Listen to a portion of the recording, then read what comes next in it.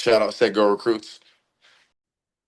What's up, guys? Welcome back to the Set Go Recruiting Show. I'm your host, Luke Turner. Over here at Set Go Recruits, we interview some of the top high school football recruits in the country. Make sure you go like, comment, subscribe, and follow the Instagram in the description below. Stay tuned, and you don't want to miss this episode. Today I'm here with three-star class of 26 BYU defensive lineman commit Lopeti Moala out of Orem High School. Bro, how you doing today? Good, good. Feeling good. Just finished the training, so getting straight into this. Yeah. And then how was training? It was good. Just got some footwork stuff done, just getting ready for the season. Yeah, and then how was this past off season for you? The offseason's been good. We got to have a couple spring ball practices, went down to SGR for a camp as a team. And so I think we're really starting to put it together. And so it's gonna take a little bit more time, but I think right now with everybody transferring in and everything, I think we're looking pretty solid. Yeah, so overall you said you went to a camp as a team. How did that camp go for you guys as a team? It was really good. We had a lot of scrimmages and practices, which was really good for us, just to get to know each other. And then we also got to bond off the field, staying at a hotel and everything, which was great. And then now that you've been back with your team and stuff, is there any personal goals that you've set for this season? I think for me, it's kind of just solidifying my role as a leader, kind of being here, kind of trying to be the guy that's talking a little bit more. Because at Davis, I was kind of more of a lead by example kind of guy. But I feel like over here, I kind of want to embrace that role of leading. And then And then this upcoming season, what should the people watching be expecting from Orem football? From Orem, man, like they should be expecting nothing less than a state championship for Orem for sure. I think we got too much talent, too many guys that we're just too good to not win it all. And so if something happens, it's gonna be on us. Like I think we really got a real shot at this one. Yeah, for sure. And then kind of a side question for the people watching, how would you describe I know you hear people hear about like Georgia, Texas, California, Mm. Florida. How would you describe like Utah football? Utah football, man, I feel like I think it's different where you're playing at. Like I think if you're playing in Salt Lake, like it's a little bit the fans are a little louder. That was kind of like growing up in Little League, I kind of played in there, but playing in like 6A and 5A, I don't think it's changed really. I think it's just as competitive, just as great talent. And I feel like every week you're playing somebody that's got a name kind of thing. And so I feel like out here it gets real competitive. Everybody's fine whether they got offers or not. Everybody wants to prove themselves that they're the biggest out there. Yeah. High competitive type of football, you would say. Mm, And then for sure.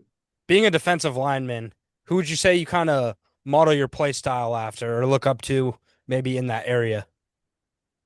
I think for me, for a long time, I kind of watched like Khalil Mack, but he's not so much a D lineman. He's kind of like an outside backer.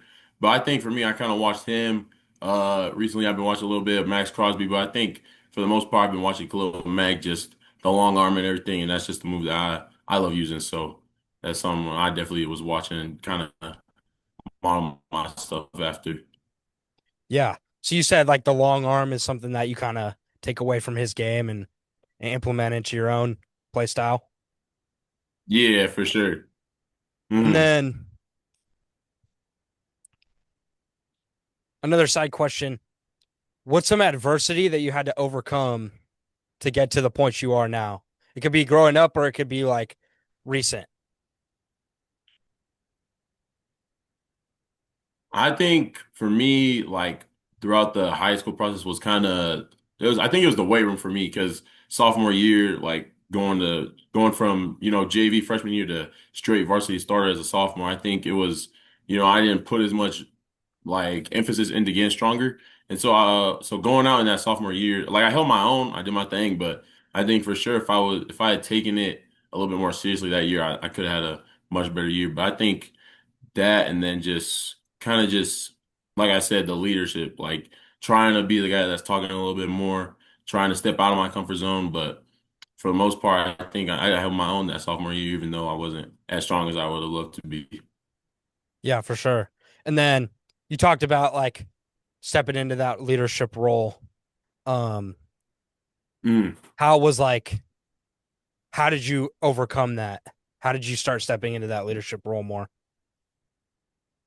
I think it started in the defensive line room. Speaking up because I knew what I was doing now, watching film and I understood what I was talking about a little bit more. So I think just speaking up in the defensive line room helped me to kind of talk to the guys a little bit more.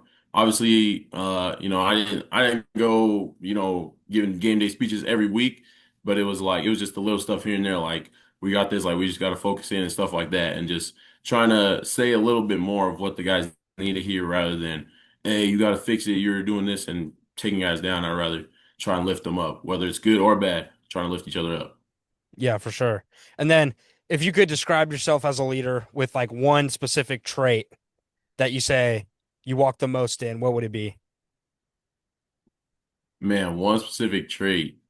If there was one. I think I say composed. I think I'm pretty good at staying composed in the times where the emotions get to me. Like sometimes I get a little angry, but I try and stay composed a lot, and I think I've done a pretty good job at that when the game's getting close or if the crowd's getting loud, maybe we're not getting the calls. I think I do a good job of staying composed in those moments.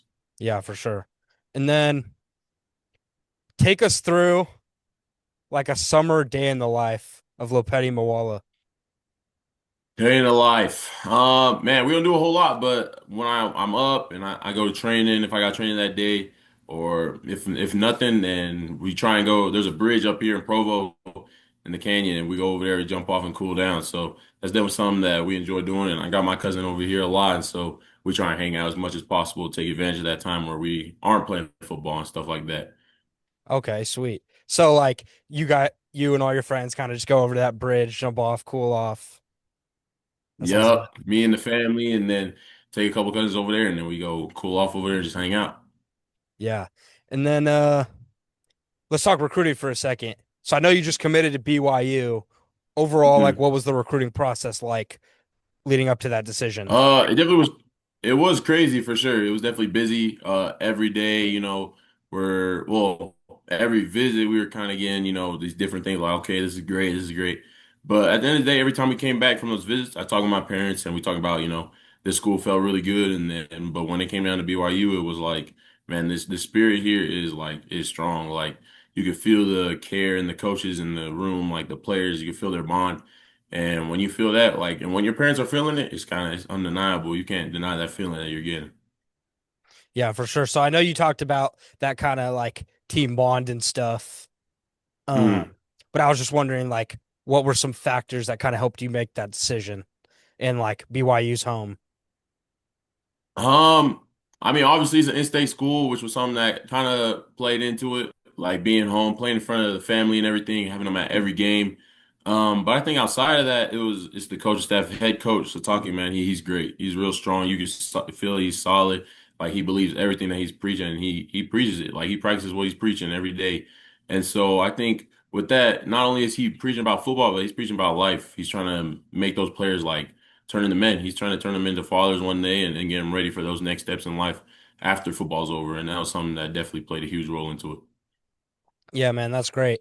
And then my last question for you is there's a lot of kids out there who dream of being in your position, who want to go D1, want to play a high level of football, even at the defensive line position. What kind of advice would you give to those kids who want to be in that position one day? I would say it's just you gotta believe in yourself because there's gonna be times where even your own family like isn't gonna be there supporting you, and you gotta be able to have that belief and that determination. Like, yeah, we're gonna keep going because this is what I want to do.